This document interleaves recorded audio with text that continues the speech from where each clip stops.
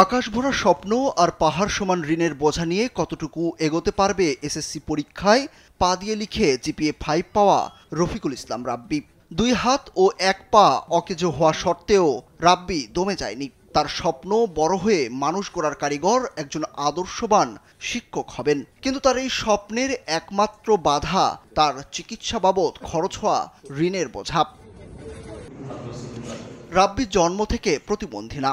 তার জীবনে নেমে আসা এই অন্ধকার দিনটি ছিল 2016 সালের 5ই অক্টোবর। সে তখন 5ম শ্রেণীর ছাত্র। তখন তার স্কুলের সামনের রাস্তায় চলছিল ফুট ওভারব্রিজ নির্মাণের কাজ। ওয়ালটন ফ্রিজ কিনে অনেকের মতো আপনিও হয়ে যেতে পারেন মিলেনিয়াল, সেরা পণ্যের সেরা অফার। সে সময় ফুট ওভারব্রিজে গিয়ে বিদ্যুৎ স্পৃষ্ট হয়ে গুরুতর আহত হয় রাব্বি।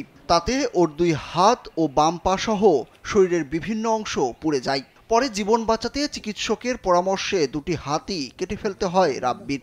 সে সময় তার চিকিৎসায় 14 থেকে 15 লাখ টাকা খরচ হয়, যা এখনো শোধ হয়নি। একজন নিজেকে সুশিক্ষিত নাগরিক হিসেবে গড়ে তোলার যেই ইচ্ছা, সেই স্বপ্নর মাঝে যে বাধাটি, সেটি হচ্ছে এই ঋণ। সেজন্য সকলের সার্বিক সহায়তা কামনা করছি। তবে রাব্বির জীবনে নেমে আসা এত দুর্যোগ তার মনোবলকে দমাতে পারেনি। দীর্ঘ 3 মাস চিকিৎসা শেষে সে পিএসসি পরীক্ষায় অংশগ্রহণ করে ভালো রেজাল্ট করে। পরবর্তীতে সে প্রতিটি পরীক্ষায় ভালো রেজাল্ট করে মেধা তালিকায় প্রথম ছিলেন। সম্প্রতি এসএসসি পরীক্ষায় পা দিয়ে লিখে জিপিএ 5 পেয়ে দেশব্যাপী আলোড়ন সৃষ্টি করেছে সে। রাব্বি চট্টগ্রামের সীতাকুণ্ড উপজেলার ভাটিয়ারী ইউনিয়নের পূর্ব হাসানাবাদ এলাকার বজলুর রহমানের ছেলে। 5 সদস্যের পরিবারে তার বাবা দিনমজুর এবং মাও কৃষিক্ষেতে কাজ করেন। ছোট্ট একটি রুমের মধ্যে 5 সদস্যের বসবাস। রাব্বির সাথে তার বোনও দিয়েছিল এসএসসি পরীক্ষা। সেও উত্তীর্ণ হয়েছে। একদিকে সংসারের ঘানি, অন্যদিকে ঋণের বোঝা, যার কারণে রাব্বির স্বপ্ন নিয়ে দুশ্চিন্তায় তার পরিবার। আমার ছেলের লেখাপড়া আছে, আমার ছেলের খাওয়া দাওয়া আছে, আমার ছেলে একটা ভালো বাসস্থানেরও প্রয়োজন আছে। তাই মনে করি যে আমার ছেলে বাসস্থানটা যদি আল্লাহ পূরণ করে, তাহলে এটাই আল্লাহর কাছে শুকরিয়া। আর ঋণের ব্যাপারে যে কিভাবে শোধ করবো, এটা আমি নিজেই ভাবে উঠতে পারতেছি না।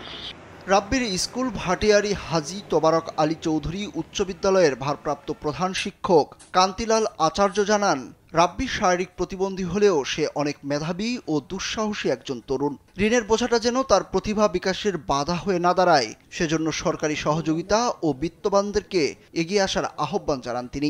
তার উজ্জ্বল ভবিষ্যতের জন্য তার যে শিক্ষক হওয়ার স্বপ্ন, সেই শিক্ষক হওয়ার স্বপ্নকে যদি বাস্তবায়ন করতে হয়, সমাজে, দেশে এবং সকল স্তরের মানুষ যদি তাকে আর্থিকভাবে সাহায্য সহযোগিতা করে তার আশা পূরণ করে, তাহলে সে হয়তো তার উজ্জ্বল ভবিষ্যৎ এবং তার মনোবাসনা পূর্ণ হবে। আর উপজেলা নির্বাহী কর্মকর্তা KM রফিকুল ইসলাম জানান, বিভিন্ন রকম শিক্ষাবৃত্তি রয়েছে। এছাড়াও সাহায্য করার অনেক উপায় আছে। রাব্বির পক্ষ থেকে আবেদন করা হলে ব্যবস্থা করে দেওয়ার আশ্বাস দিয়েছেন এই কর্মকর্তা। বিভিন্ন ধরনের শিক্ষাবৃত্তি আছে, সেক্ষেত্রে রাব্বি যদি আবেদন করে, এগুলো জেলা প্রশাসক তার মাধ্যমে দেওয়া হয়।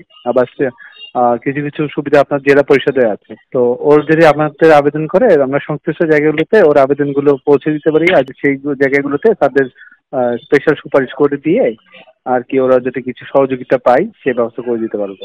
দিনমজুর পরিবারের একদিকে সংসারের ঘানি, আরেকদিকে ঋণের বোঝা, অপরদিকে আকাশ ছোঁয়া রাব্বির স্বপ্ন।